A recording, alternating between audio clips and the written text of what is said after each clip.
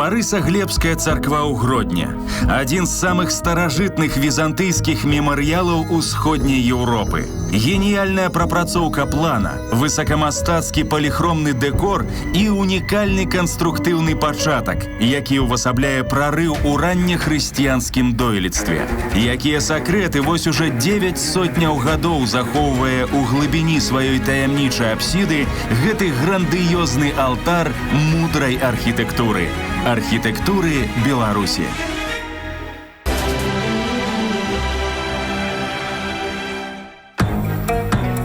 Найбольш імаверна, што царкву пабудавалі ў 1180-е гады, у часы праўлення гарадзенскіх князёў Барыса і Глеба, і асвечана ў гонар іх нябесных заступнікаў. Храм пабудаваны на месцы урочышча Каложань, гэта значыць там, дзе б'юць шматлікія крыніцы, якое шанавалася мясцовымі паганцамі. Такое размяшчэнне храма забяспечана ідэалагічнай праграмай хрысціянскай царквы ў тыя часы. Дзеля сваёй легітымізацыі на новых землях святыні будавалі на месцах паганскіх капішчаў. Па-першае, каб сцерці асацыяцыю гэтага кавалачка зямлі са старымі багамі. Па-другое, як увасабленне рытуальнага паглынання адной рэлігійнай думкі іншай. Гарадзеншчына – гэта так званая чорная Русь, Літва, гэта спрадвеку вельмі самабытны і ў тым ліку паганскі край, дзе хрысціянства прыходзіла ўсё ж значна больш марудна і спалучалася з мясцовымі традыцыямі такога паганскага характару. І калі мы кажам, што царква 12-го стагоддзя, ўсё адно гэта надзвычай ранні перыяд, калі у мясцовасці сельскай 100% можна было сустрэць яшчэ такую даўнюю традыцыю, ці во всякім разе, як сёння прынята казаць, двухвер'е, да? Калі чалавек быццам ужо і хрышчаны, але абагаўляе сілы прыроды, жыве зусім яшчэ не хрысціянскімі катэгорыямі. Гродзенская артель дойлідаў ужо мела вопыт узвядзення каменных будынкаў. Да прыкладу, ужо была пабудавана ніжняя царква старога замка. Да таго ж храм узводзілі на 1,5-метровым падмурку з валуноў сярэдняга памеру. Камяні не былі замацаваны растворам, а толькі прысыпаныя пяском. Гэта дазваляла грунтавым водам абцякаць падмурак і мінімізірваць шанец хуткага абвалу пабудовы. Аднак канструктыўнага значэння гэтая тэхналогія ўсё ж такі не несла. Справа ў тым, што ў тыя часы такі спосаб быў адзінай даступнай тэхналогіяй. Мы ведаем старадаўнія пабудовы. Гэта шмат матэрыялу, цэглы, всякі-лякі выпадак. Хай будзе патаўсцей, але будзе стаяць. Да таго ж, такая функцыя абарончая, яна не здымалася. І чым таўсцей сцяна, дык ворогу цяжэй нас дастаць, калі мы там схаваліся. І вось дзякуючы гэтым танюсенькім сценам мы атрымліваем такое незвычайнае ўражанне, калі ўваходзім у гэтую частку, якая пайшла зараз з дошак. Дарабілі, каркас, там, добра все зрабілі, і мы тую прастору былую разумеем. І вось уваходзім, а мы ж чакаем гэтую таўшчыню гэтых сцен, а яе няма. І атрымліваецца давольна значная прастора. Гродзенская архітэктурная школа ўжо тады мела свае адметныя прыкметы.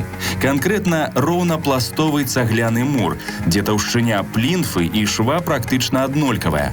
Для замацавання выкарыстоўвалі вапну, у якую мяшалі яечную шкарлупіну і кавалачкі драўлянага вугалю. І выкарыстанне ў сценах галаснікоў. Іх асноўная мэта – стварэнне акустыкі ў храме. Гук, што трапляў у полы керамічны посуд, пачынае рэзанірваць і перадаваць гукавую хвалю ў наступнае і наступнае звяно, узмацняючы яе. Галаснікі былі вядомыя ў грэчаскай, рымскай архітэктуры. Пазней ва ўсходняй Еўропе іх вельмі актыўна выкарыстоўвалі ў Новгарадзе і Пскове. І, напэўна, Новгарад і Псков выкарыстоўвае іх як візітную картку сёння, кажучы, што вось гэта наша ледзьве ноу-хау. Аднак беларусы упэўненасцю могуць казаць, што пачалі выкарыстоўваць галаснікі бадай на стагоддзе раней, бо гарадзенская каложская царква аздоблена імі вельмі сур'ёз і па колькасці, так, іх значна болей, чым любым новгародскім храме такога маштабу, і яны, безумоўна, храналагічна ранейшыя. Аднак у Барысаглебскай царкве галаснікі пачалі выконваць канструктыўную ролю. Яны былі выяўленыя ў прыступках схаванага праходу ў паўночную галерэю і ў тоўшчы скляпенняў. Як рэзанатары там яны бескарысныя, але істотна змяншаюць вагу апорных сцен.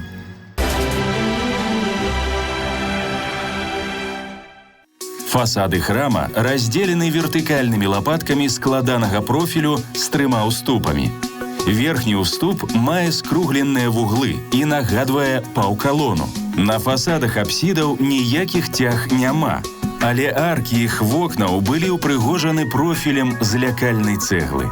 Уся паверхня сцена аж да вузкіх зрэзаў вуглавых лапатак прыбрана раскошнымі ўстаўкамі паліраваных і неапрацаваных плоскіх валуноў і маёлікавых плітак.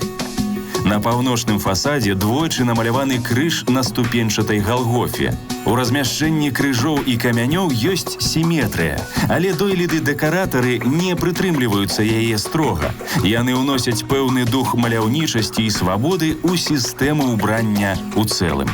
Па плану гэта храм точно такі ж, які 6 слупоў, 3 нефа, там апсіды, усё гэта можна знайсці і ў іншых княствах старадаўняй Русі. А вось канструкцыя, матэрыялы зусім іншыя. Такога нідзе больш няма. Вялізныя валуны расколаты, адпаліраваны і укладзены ў гэтыя сцены. Прычым, яны рознага колеру. Мне здаецца, падбіраліся невыпадкова. Яркія, такі нават малінавага колеру. Зялёныя, шэрыя, чырвоныя, карычневыя, светла-карычневыя. І раскладзены так, каб увесь час узнікаў дадатковы інтарэс прасунуцца ўздоўж фасада і паглядзець, а што там далей яшчэ. Ва ўнутранай прасторы храма выразна абазначаюцца 3 зоны: нартэкс, наос і трохапсідная алтарная частка. Відавочна дамінуе наос з яго 4 калонамі. Ад апсіды яго аддзяляла невысокая алтарная перагародка, якая стаяла ў створцы з гранёнымі тарцамі міжапсідных перагародак.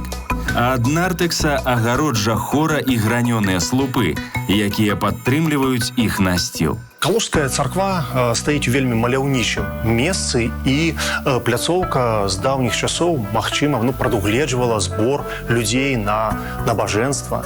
І адна з версій, якая мне сапраўды падабаецца, навошта было так прыгожа аздабляць якраз гэты сабор звонку, у тым, што маленькі храм не мог змясціць вялікую колькасць веруючых. І вось некаторыя найбольш урачыстыя святочныя падзеі, набажэнствы, літургіі адбываліся на адкрытым паветры.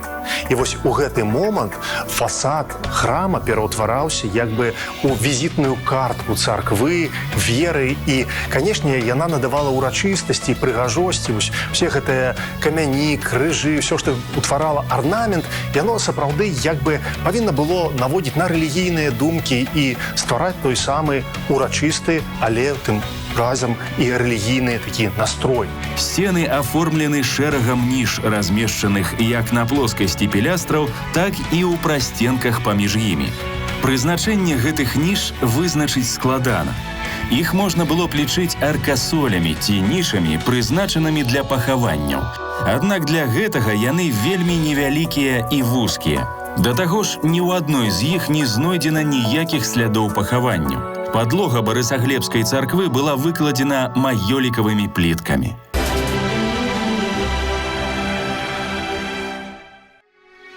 У Барысаглебскай царкве дзвярныя і аконныя праёмы маюць даволі сціплую пластычную апрацоўку, якая зводзіцца да арачных перамычак без развітога профілю каля дзвярэй і невялікімі аркамі з валікамі ля вокнаў.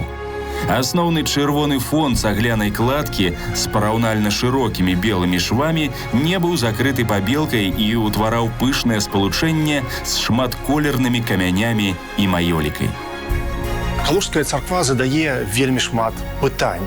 У тым якраз і прыцягальнасць, што кожны даследчык можа знайсці сабе накірунак і там спрабаваць адшукаць праўду пры крытычна малой колькасці крыніц. Дарэчы, самыя лепшыя крыніцы – гэта інвентары, і яны досыць познія. Яны не могуць даць уяўленне пра тую каложскую царкву там 12-го, пачатку 13-го стагоддзя.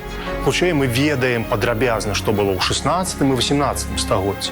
І на той момант там ужо шмат што было не так перароблена, перабудавана. Напрыклад, на славутай гравюры гародні Тюнка, на гэтай гравюры мы бачым завяршэнне ў такім стылі 16 стагоддзя, гатычна-рэнесанснае шатровае пакрыццё гэтай царквы. У цэлым дах гэтай царквы першая праблема. Бо якім ён мог быць у 12 стагоддзі, мы можам гіпатэтычна сказаць, бо была візантыйская крыжова-купальная такая традыцыя. Далей, калі гэты дах быў страчаны, ён перароблены быў, відаць, у 16 стагоддзі, а канчаткова старыя кроквы, старую сістэму знішчылі яшчэ шведы ў час паўночнай вайны. Адпаведна, ўжо з 17-18 стагоддзя пачаліся напластаванні. Тым больш, што археолагі, даследаваўшы вельмі добра дасканала гэту царкву, кажуць, што завяршэнні слупоў, калон, якія мы маем, яны досыць познія, датуюцца там цэгла 16-17 стагоддзя. Адпаведна, нават не толькі дах, так, але і сама сістэма слупоў, перакрыжаванняў мянялася на працягу часу. Абмер Барысаглебскай царквы ў 20 стагоддзі паказаў яе перакос. Сцены апынуліся неперпендыкулярнымі. Дэталёвы аналіз паказаў, што гэта не следства будаўнічай памылкі. Акрамя адзінага планіровачнага прынцыпу, усе цэрквы раннехрысціянскага перыяду маюць такі перакос. Увогуле, дойлідам тады было нескладана выставіць правільны вугал з дапамогай егіпецкага трохвугольніка або засечак. Аднак у аснове гэтай сімвалічнай прыкметы ляжыць старажытнае паняцце сіметрыі і раўнавагі. Усе хрысціянскія храмы павінны быць арыентаваны алтаром на ўсход, але на працягу года сонца не можа ўзыходзіць па адной і той жа траекторыі. У той жа час у зеніце яно мае нязменны азімут. Калі разважаць пра разбіўку падоўжанай восі ў момант узыходу сонца, а папярочнай у момант яго зеніту, становіцца зразумелай прычына перакосу плана. Трагедыя з гэтым храмам – гэта 1850-е гады. Гады вельмі далёкія ад нас. Шмат прайшло, і увесь гэты час і вернікі, і гарадскія ўлады, і дзяржава, яны клапаціліся аб гэтым будынку, разумеючы яго значнасць, і каб захаваць, бо бераг той працягваў пасоўвацца ўніз. Драўляная была зроблена такая дабудова, каб не перагрузіць, не даць залішнюю вагу, і каб гэты бераг не соваўся далей. Пад цяжаром гэта магло лёгка атрымацца. Таму работы працягвацца будуць, але дапаўняльна ідуць і работы по рэстаўрацыі таго, што захавалася. А там гісторыя скрываецца вельмі складана, бо нават сляды байніц ёсць у гэтым храме. Што з імі рабіць? Ліквідаваць, але ж гэта таксама гісторыя гэтага храма. І таму вось зараз навукоўцы вырашаюць пытанне ўсё ж такі, як з ім быць.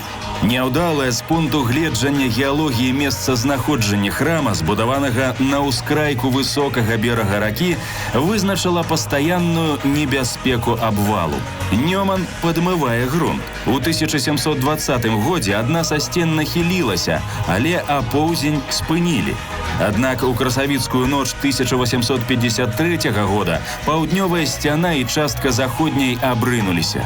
У 1889 годзе павалілася ў Нёман паўднёвая апсіда. У дальнейшым гэтыя сцены былі заменены драўлянымі.